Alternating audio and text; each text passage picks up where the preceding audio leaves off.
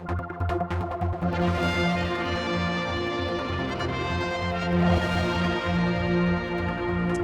we're at Balcombe School, and Widdecombe with me again. I think last time we chatted, you were busy doing a certain dance show on television. You were rushing around a bit. That was strictly necessary. But you're here at Balcombe today. You were talking with some sixth formers and engaging them and you're actually trying to make them challenge you a bit. I think you like that, don't you? Yes, and one or two of them did. There was one young man there who wasn't going to let me blame Labour for anything. So, I mean, he was very good. But they had a wide range of interests. Sometimes they get stuck on a particular type of question. But, I thought it was all very reassuring.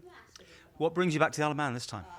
I'm addressing the Dining and Sporting Club tonight and giving an after-dinner speech, which I shall cover everything from politics to Strictly Come Dancing to some of the odder documentaries that I've done.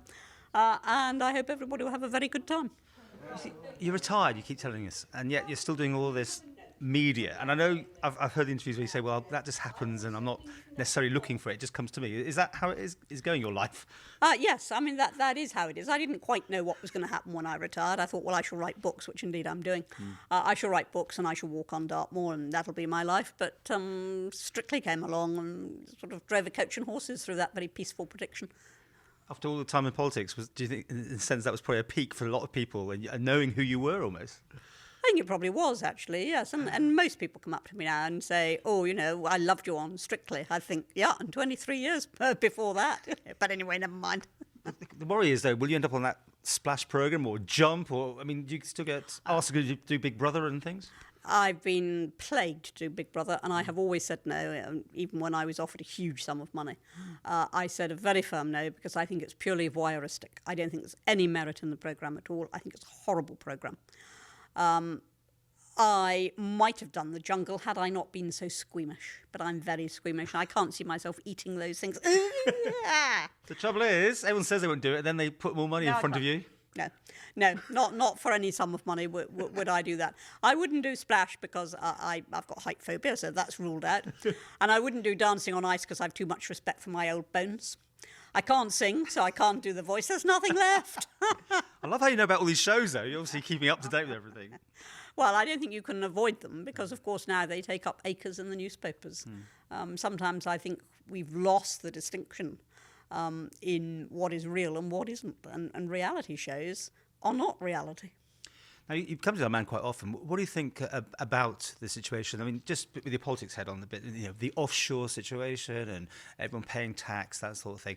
Do you see the Isle of Man as a bogey in this, or do you think that we have done the right thing? No, I don't. I don't see you as a bogey at all. The fact is that if you want really serious enterprise and if you want to produce incentives to people to make a success of business, to make money, to employ, to do all those things, then they've got to have incentives. And I'm afraid that tax is always a very big disincentive, and I recognise that.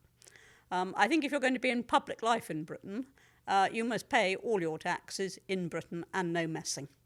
But I don't have a view on what individual entrepreneurs do and the way they arrange their finances, providing only that it's lawful. The moral question was the big thing, though, wasn't it? The morality about paying tax. There is a morality to paying tax, but there's also a huge morality to creating employment, creating jobs, taking risks sometimes in order to do so. And so I've always been a huge believer that you keep tax as low as you possibly can. It is a fact of life, it's an absolute fact of life, that when the Thatcher government reduced the top rate of tax from 63 to 40%, instead of having a drop in the intake from that earnings bracket, they had a huge increase. Why?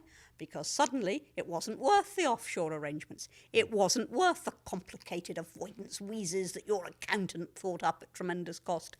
It was worth taking a risk. It was worth going the extra mile because you kept more of what you'd earn as a result of going for it. It made an enormous difference, and that alone should teach us that trying to take people's money away from them isn't the best way to generate an economy. Well, I love about talking to you and listening to when you did with the school children. You've got an opinion about everything, and be it right or wrong, or you agree that you straight away you know where you are on things. Tonight, is that what they're going to expect? Besides, you doing a Q&A, for instance, as well? Will you be? Oh, I should certainly be doing a Q&A. Yeah. Anything in? Anything out? You allowed to talk to you about? No, I'll, whatever they ask, I may or may not answer. I reserve the right not to answer, but I can't imagine they'll ask me anything like that.